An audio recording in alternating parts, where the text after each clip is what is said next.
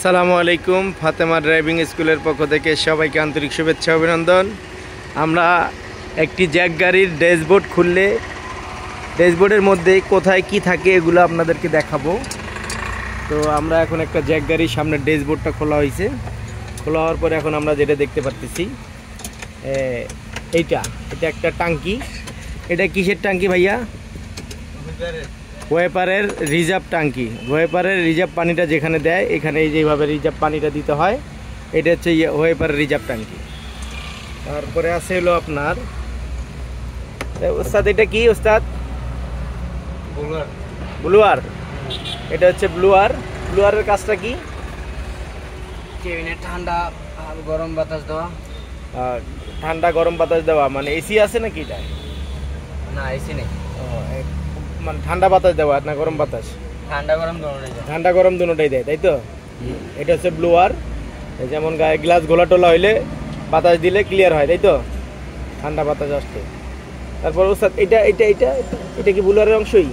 জি, এটা ব্লুয়ারের অংশ, এটা পুরাটাই। এটা কি ওয়াইপারের মোটর নাকি? হ্যাঁ, এটা ওয়াইপারের মোটর। এটাকে কি বলে?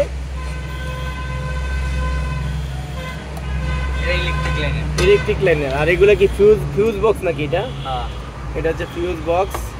তারপরে এটা কি ক্লাস সিলিন্ডার না ব্রেক সিলিন্ডার? এটা ক্লাস সিলিন্ডার। এটা হচ্ছে ক্লাস সিলিন্ডার। এই যে সাদাটি টাঙ্গুলটা দেখো তো, এটা ক্লাস সিলিন্ডার। আর ওই পাশে আছে হলো মাস্টার সিলিন্ডার, টাঙ্কি এবং বুস্টার এবং স্টিয়ারিং কলম আছে। তারপরে আপনার ফিউজগুলো হচ্ছে আপনার ওই যে হেডলাইট, হরেন বা ইন্ডিকেটর লাইট, যে কোনো ইলেকট্রিক প্রবলেম হলে ফিউজগুলো চেক করবেন। এই যে এখানে ফিউজ দেওয়া আছে, এই ফিউজগুলো চেক করবেন। তাহলে ফিউজগুলো চেক করলে আপনি সমস্যার সমাধান করে ফেলতে পারবেন, নিজেই অনেক সমস্যার সমাধান করতে পারবেন। তো এটা হচ্ছে জ্যাক গাড়ি।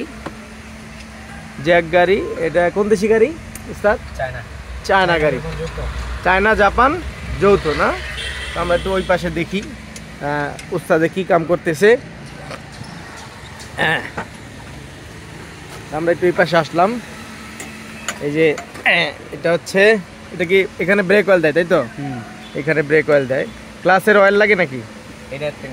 হ্যাঁ, এখান থেকে যায় না, ক্লাসের অয়েলটা এখান থেকে যায়।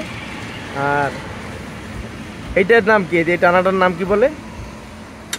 এটা কেবিন টানা নাকি?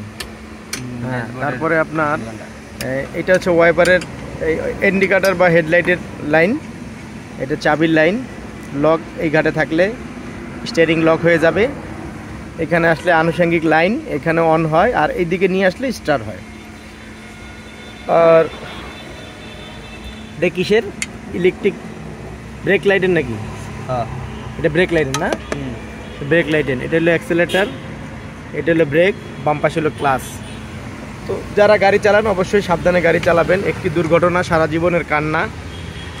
আর এখন কুয়াশা সময় অতিরিক্ত গতিতে চালাবেন না, এবং ফগ লাইট, হেডলাইট এগুলো জ্বালিয়ে রাখবেন গাড়ির অবস্থান বোঝানোর জন্য।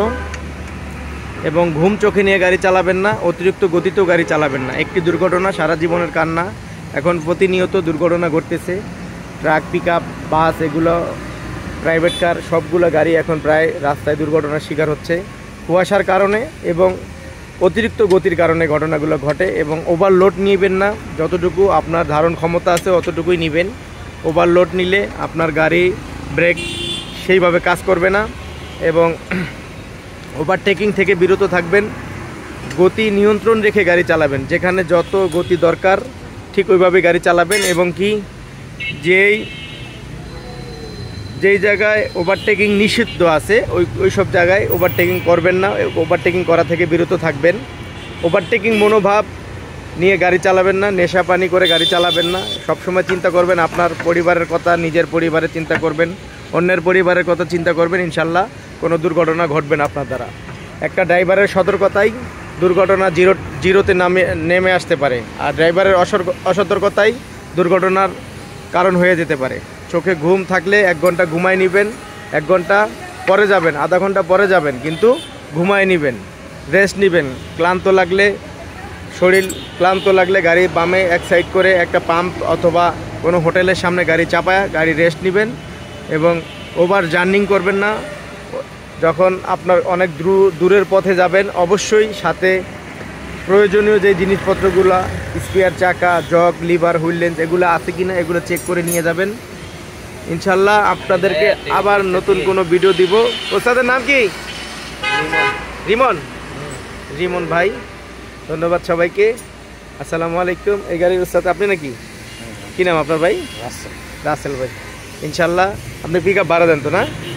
যে আপনার নাম্বারটা বলে দেন, যদি কারো কোনো পিক আপ ভাড়ার প্রয়োজন হয় আপনার ওনার সাথে 017-950-111-111-64। একটু আরেকবার বলেন। 017-950-111-111-64। রিমন ভাইয়ের সাথে কি নাম জানি? আমার নাম রাসেল ভাইয়ের সাথে যোগাযোগ করবেন। এই যে বড় একটা পিক আপ বা ছোটো পিক আপ বা যে কোনো ধরনের পিক আপের প্রয়োজন আপনারা রাসেল ভাইয়ের সাথে যোগাযোগ করবেন। ইনশাল্লাহ আপনাদেরকে রাসেল ভাই পিক আপ এবং সাথে যদি আপনাদের লেবারও প্রয়োজন হয় লেবারের ব্যবস্থা করে দিব। সমগ্র বাংলাদেশ মাল আনা নেওয়ার ক্ষেত্রে আপনারা রাসেল ভাইয়ের সাথে যোগাযোগ করবেন। ইনশাল্লাহ আপনাদেরকে সুলভ মূল্যে এবং সঠিক ভাড়াটাই আপনাদের কাছ থেকে নিবে। ঠিক আছে না ভাই? নেবেন তো ইনশাল্লাহ। ধন্যবাদ সবাইকে। আজকের মতো বিদায় নিচ্ছি। আল্লাহ হাফেজ। আবার নতুন কোনো ভিডিও নিয়ে আপনাদের সামনে হাজির হয়ে যাব। সালামু আলাইকুম।